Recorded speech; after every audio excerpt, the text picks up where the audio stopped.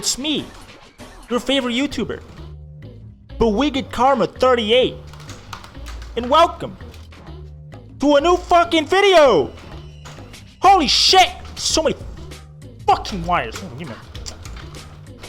Welcome to my rant about game genres. Game genres. Let's take a look at an example, okay? Say I'm a waiter and you're at a restaurant and you order a salad and I bring you a cheeseburger and you ask me, where's my salad? And I tell you that the cheeseburger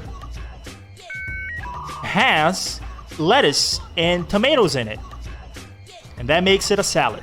You would probably call the cops on me because clearly I am a psychopath. There's a fucking big ass shadow on my green. This is gonna look fucking awful. It's my first time doing this, okay? I'm sorry. The whole point is the thing is that a lot of people seem to kind of slap a game genre into a game without really looking at that game as that genre. For an example, a roguelike is a game that's similar in vein to Rogue. What is Rogue, you ask? Well, Rogue is a game that released on the 80s, and the game is top-down, it's turn-based, and the loot is randomly generated, and the dungeons are randomly generated, and the enemies are randomly generated, and if you die, you go back to the beginning because it has permadeath. Sounds familiar? Yeah, because every roguelike is based on this archetype of game. Most of them are in turn-based because, let's be fucking realistic here, turn-based is, well, boring. I think the game that's most similar to Rogue would be Crypt of the Necrodancer, because if you think about it, it's top-down, it's randomly generated, has permadeath, and is turn-based. Answer me this. What the fuck is this? Why is this called a roguelike on Steam? What the fuck about this screams Rogue? Huh? Don't get me wrong, Lobotomy Corporation is a great game, but it's not a roguelike. You keep all of your progress save for the abnormalities, but after you unlock everything they have to offer you, they become essentially dead weight. There's no real death scenario. If you don't think your run is going well enough, you can just reset back to the beginning of the game at any time with no real penalty. It isn't top-down, it isn't turn-based, you're not traversing a dungeon, and the only randomly generated thing in the game is the abnormality you get when you start a new day. The only roguelike thing I can think of is the fact that you can do multiple different runs, but by that logic, every RPG ever is also a roguelike. SCP Containment Breach is more of a roguelike than this. On a more recent note, I actually got into a discussion, some might even call it an argument, about Skull. More specifically, why Skull is not a platformer. Yes, there are platforms, and yes, you jump on them. That's it. Would you really pair this game with Celeste or Mario or A Hat in Time? No, it doesn't make any fucking sense. And listen, don't get me wrong, it's totally fine for a game to have elements of multiple genres. Skull isn't just a hack and slash, it's also a roguelike. It has randomly generated dungeons, random loot, death is permanent.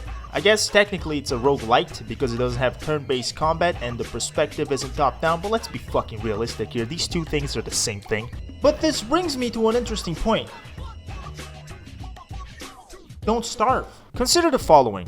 Don't Starve has permanent death. The cave system is technically a randomly generated dungeon. The loot is also random.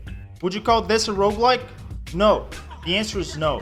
Because for a game to be of a specific genre, the game has to revolve around these mechanics. You can craft items, you have a hunger meter to pay attention to, weather is harsh and the world is constantly trying to fucking kill you. Some of these mechanics overlap with roguelike mechanics, like the randomly generated world and permanent death.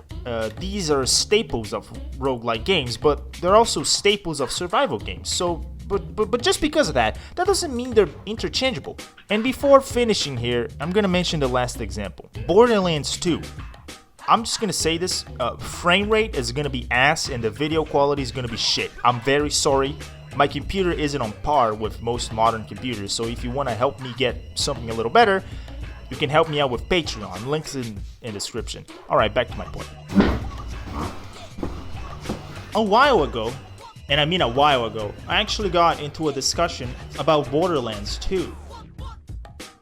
The argument was that Borderlands 2 was not an RPG, to which I responded that it was. Yes, Borderlands 2 is in fact very centered around looting and shooting.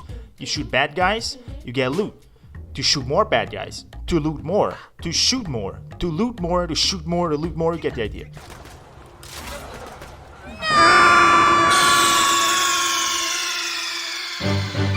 Snake, are you okay? Snake? Snake! But the game has RPG elements, and not only does it have RPG elements, it has enough of them to be considered an RPG. You have 4 different characters, 6 with the DLCs, with 3 skill trees each, where you can spend skill points by getting experience from killing enemies and leveling up your character to build whatever you want. Overall, yeah, Borderlands is as much of a looter shooter as it is an RPG, and although it focuses more on the looter shooter aspect, it still has a focus on the RPG aspect, albeit a minor one. It's still there. Lobotomy Corp and Don't Starve have almost no focus on the roguelike aspect, and neither does Skull on the platformer aspect. But Lumpkin, what? Who cares? What is your point? Do you have any point to get across? I mean, not really. Sorry for not posting in 1 month, by the way. Thanks for watching this video, I really do appreciate it. If you want to see more, feel free to subscribe. If you like me enough to want to give me that extra support, you can also support me on Patreon, as I already previously mentioned. All my social media is in the description, you should follow me on Twitter. And if you're wondering where Hollow Knight and Calamity series are, don't worry, I've answered everything in the pinned comment. So if you have any questions, you can ask there, or you can ask me in my Discord server. Yeah, that's pretty much it.